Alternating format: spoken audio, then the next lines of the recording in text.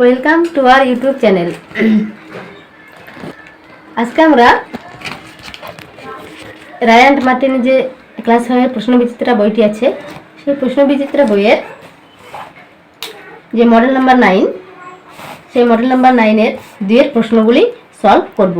গতকাল ক্লাসে আমরা 1-এর প্রশ্নগুলি সমাধান করেছিলাম। দেখো তোমরা, পৃষ্ঠা নাম্বার হলো 171।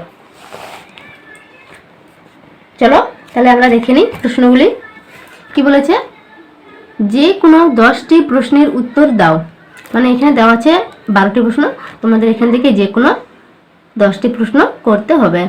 তাহলে প্রথমটি দেখো, ভাগ প্রক্রিয়ার সাহায্যে গসাগু নির্ণয় করো। কি বলেছে? ভাগ প্রক্রিয়ার সাহায্যে গসাগু নির্ণয় করতে বলা হয়েছে। তাহলে আমরা করে নেব।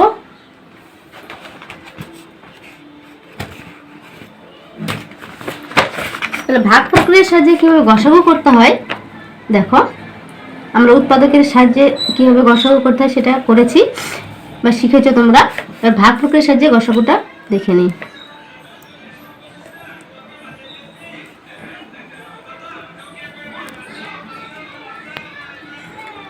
এইভাবে লিখে নিব আমরা। তাহলে এবার আমরা ভাগ করব, 39 দিয়ে 65কে ভাগ করব। তাহলে 39 দিয়ে ভাগ করতে গেলে আমরা প্রথমে একবার দেব, বিয়োগ করে নেব 6, 2। এবার কি হলো, এই যে অবশিষ্ট বেরোলো, এটা দিয়ে আবার আমরা ভাগ করব কাকে? এই 39কে ভাগ করব। এইটা দিয়ে কাকে ভাগ করব? এইটা দিয়ে আমরা এই যে 39টা দিয়ে প্রথমে যে ভাগ করেছিলাম, এই 39কে ভাগ করব। তাহলে 39 আমরা এখানে লিখে দেব। তাহলে ভাগ করি, 26 26 যাবে। আবার এই যে 13টা অবশিষ্ট বেরোলো, এই অবশিষ্ট দিয়ে আবার এই 26কে ভাগ করব। কাকে ভাগ করব? এই 26কে। 13 দুগুণ 26, আমাদের উত্তর মিলে গেল। তাহলে এবার গসাগু কত হলো? তোমরা হয়তো ভাববে যে এখানে ভাগফল 2 বেরোলো, তাহলে হয়তো এটা উত্তর না। উত্তর হবে এই যে আমরা যেটা দিয়ে ভাগ করে আমাদের মিলে গেল, এই 13টা হয়ে যাবে আমাদের উত্তর। তাহলে আমরা লিখে নেব 39 65 এর গসাগু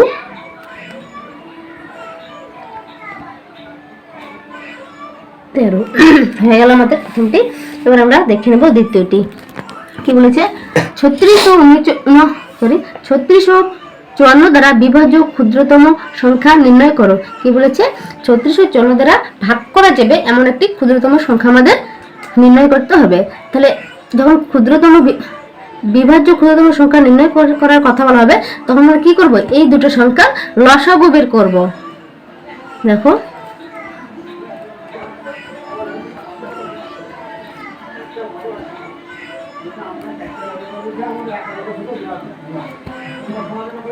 তাহলে আমরা প্রথমে 3 দিয়ে করব। 3 12 36 আর 3 18 54। আবারও 3 দিয়ে করব। 3 4 12, 3 6 18। এবার 2 দিয়ে করব। 2 দুগুণে 4, 3 দুগুণে 6। এবার লসাগু সমান সবকটি গুণ করে দেব। যে কটি পাবো সবকটি গুণ করে দেব। দেখো কত হবে? 3 3 9, 4 দুগুণ 18, 18 দুগুণ 36। 36কে যদি 3 দিয়ে আমরা গুণ করি তাহলে পাবো 108। লিখে দেব 36 ও 54 দ্বারা বিভাজ্য ক্ষুদ্রতম সংখ্যাটি হলো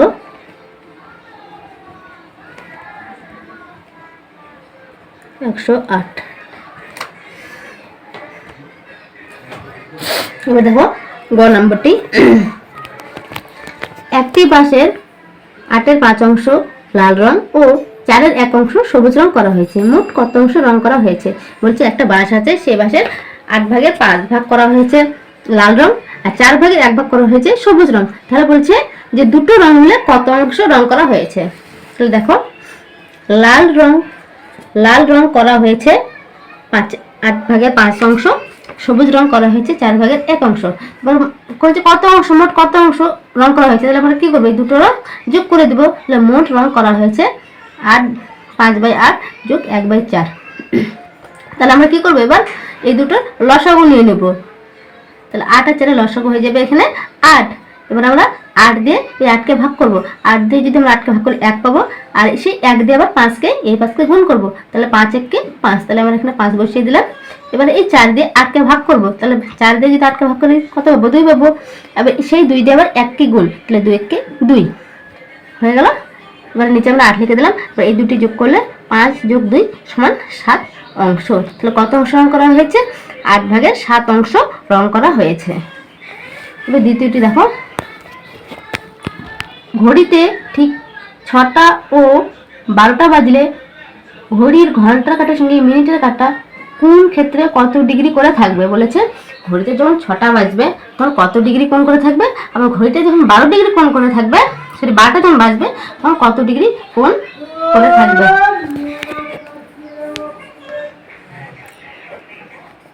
তাহলে আমরা প্রথমে একটা ছবি এঁকে নেব।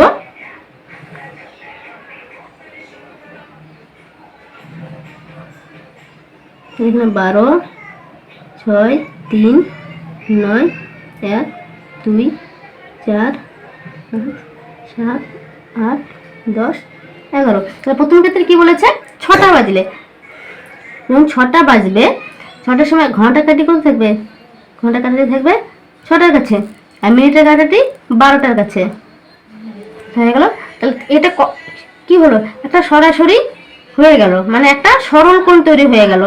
সরল কোণ, সরল কোণ মানে কি, সরল কোণ সমান হলো 180 ডিগ্রি। এক সরল কোণ আমরা কি জানি, এক সরল কোণের মান হলো 180 ডিগ্রি। তাহলে ঘড়িতে যখন 6টা বাজবে তখন সেখানে 180 ডিগ্রি কোণ উৎপন্ন হবে। এবার আমরা দেখে নেব যে 12টা। তাহলে আবার আমরা আরেকটা ঘড়ির ছবি এঁকে নেব।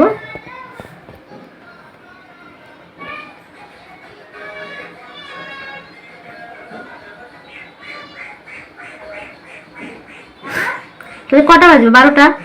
12টার সময় তোমরা দেখবে ঘড়ির দিকে যখন তোমরা তাকাবে, যখন 12টা বাজবে, 12টার বাজার সময় ঘন্টার কাঁটা আর মিনিটের কাঁটা দুটোই কোথায় থাকবে, ঠিক 12টার কাছে থাকবে।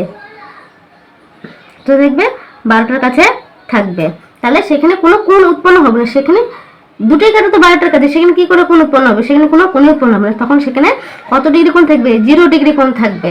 তাহলে আমরা উত্তরটা লিখে নেব, ঘড়িতে ঠিক 6টা বাজলে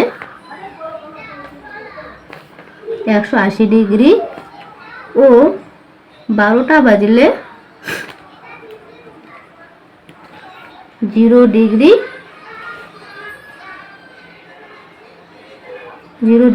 করে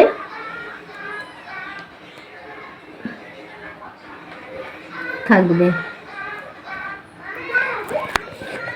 হয়ে গেল। এবার আমরা চলে যাব 5 নম্বর প্রশ্নে। দেখো, 1 ডজন ডিমের দাম 48 টাকা, 19টা ডিমের দাম কত হবে বলেছে। 1 ডজন ডিমের দাম যদি 48 টাকা হয় তাহলে 19টা ডিমের দাম কত। দেখো 1 ডজন আমরা কি জানি, 1 ডজন মানে কয়টি, 1 ডজন মানে হলো 12টি।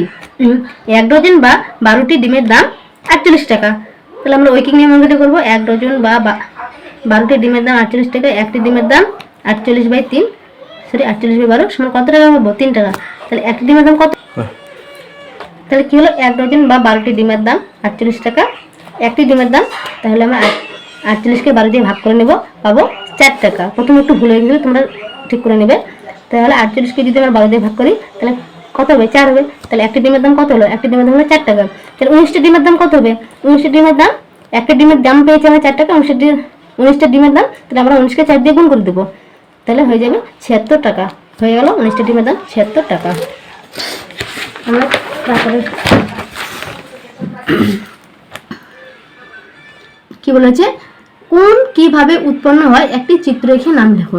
আমরা দেখি, সকলেই দেখি কোন কিভাবে উৎপন্ন হয়। তোমরা বাড়ির দিকে তাকাবা, ঘরের দিকে তাকাবা, একটা কোণ উৎপন্ন হবে। ঘড়ির দিকে, ঘড়িতে কা কোণ উৎপন্ন হয়, একটা বইয়ের দিকে তাকাবা, দেখো এটা একটা কোণ হলো। তাহলে আমরা যখন একটি দেখছি যে এই একটা সরলরেখা আর এই একটা সরলরেখা, দেখো যখন একটা বিন্দুতে মিলিত হয়ে যাচ্ছে তখন একটা কোণ উৎপন্ন হয়ে যাচ্ছে। তাহলে আমরা কি লিখবো, দুটি সরলরেখা যখন একটি বিন্দুতে মিলিত হয়, দুটি সরলরেখা যখন একটি বিন্দুতে মিলিত হয় তখন কোণ উৎপন্ন হয়। হলো আমরা একটা বিন্দু, একটা সরলরেখা নিয়েছি, একটা সরলরেখা আমরা মিলিত করে দিয়েছি এই বিন্দুতে, তাহলে কি হয়েছে, এটা একটা কোণ উৎপন্ন হয়েছে। তাহলে কি হলো, এ বি সি একটি, নাম দিয়ে দিচ্ছি এ, এখানে বি, এখানে সি, তাহলে কি হলো এ বি সি একটি কোণ। তারপরের প্রশ্নটি দেখো,